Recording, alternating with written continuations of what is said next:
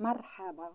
رفضت لجنة الاستئناف التابعة للكونفدرالية الإفريقية لكرة القدم كاف الطعن الذي تقدم به فريق الجيش الملكي ضد العقوبات الصادرة في حقه عن اللجنة التأديبية والقاضية بخوض مباراتين دون جمهور مع تغريمه مبلغ 100 ألف دولار.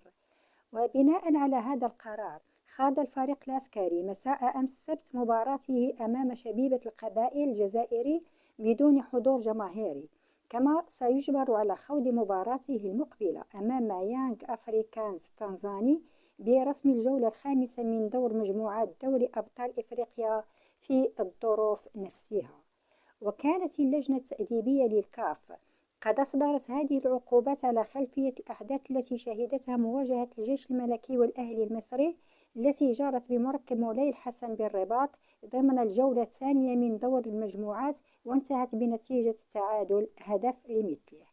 يذكر أن الجيش الملكي يحتل المركز الثاني في المجموعة الثانية من دور مجموعات دوري أبطال إفريقيا برصيد 5 نقاط، مناصفة مع فريق يانغ أفريكانز تنزاني في انتظار الجولات الحاسمة المقبلة.